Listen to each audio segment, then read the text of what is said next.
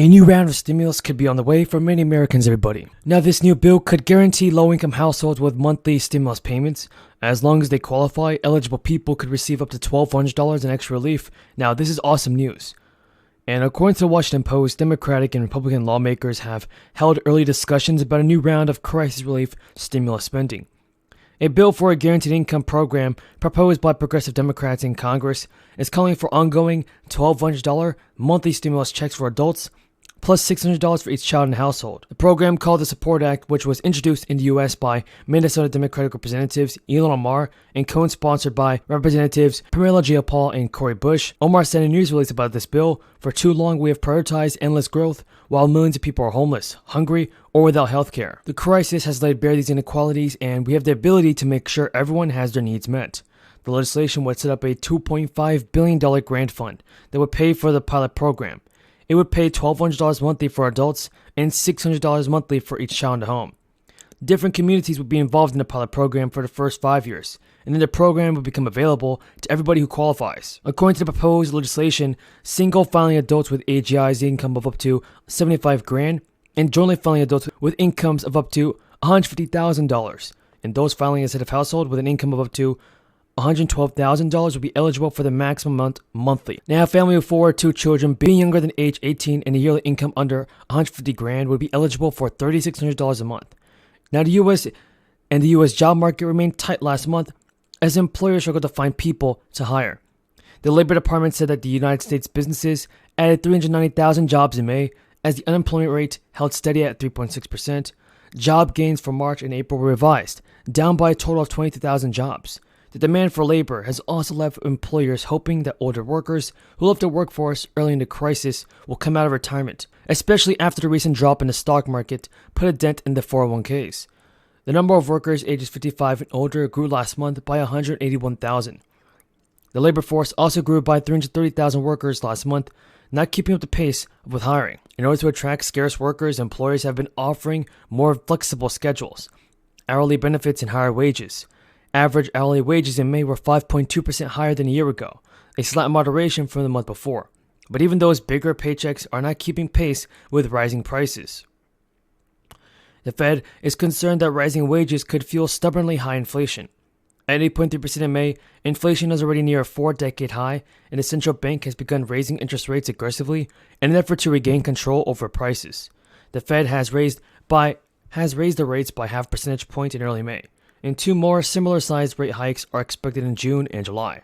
The former Treasury Secretary is skeptical the Fed can curb inflation without causing a recession and the higher unemployment that comes with it.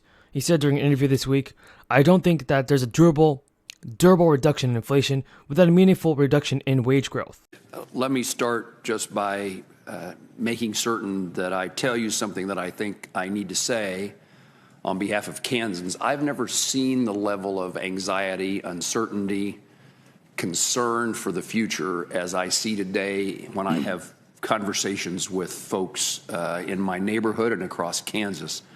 There's a sense that something's not right. Inflation is a significant component of that feeling, and the inability to know what's around the corner is terribly damaging to folks, both financially but also mentally or psychologically.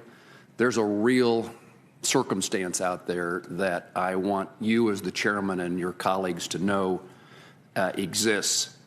It is, I think, uncertainty and what the future holds is one of the most damaging things when people try to figure out their lives and how comfortable they are.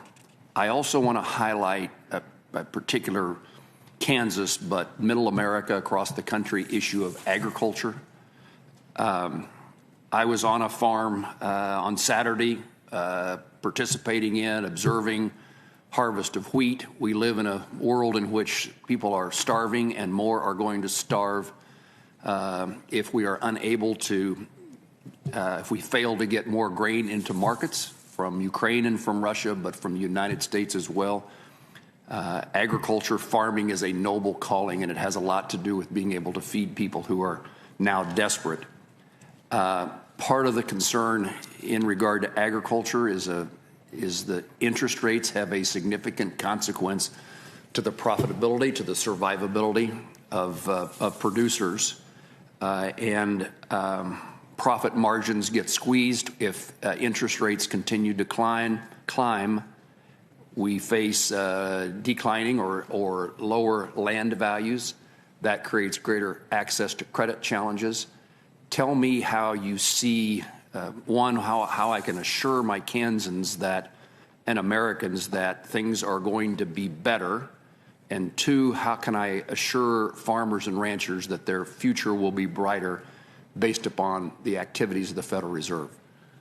So I take the sort of very low confidence readings that we're reading about and your comments about Kansas citizens as being pretty directly related to high inflation. And I think people haven't seen it. You know, most people, you and I, are old enough to remember what it was like, and it's it's something that it just really does destroy public confidence in the economy and that kind of thing. So we need to get inflation back down to 2%, and all I can say is we're using our tools to do that, and the public should believe that we will get inflation back down to 2% over time. Again, there are factors that we don't control, but those factors do tend to wash out over time. Things like commodity prices don't tend to just keep going up. They may remain high, but they're quite volatile over time. That's what the record shows.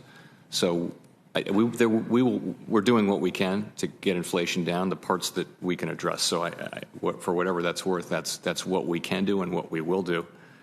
In terms of the agricultural patch, as you know, we have, including your Kansas City Fed president, we have some terrific people who are Reserve Bank presidents who give us a good sense of what's going on in the agricultural sector on an ongoing basis. And it's obviously a very, very difficult time with fertilizer prices and difficulty in getting all kinds of inputs.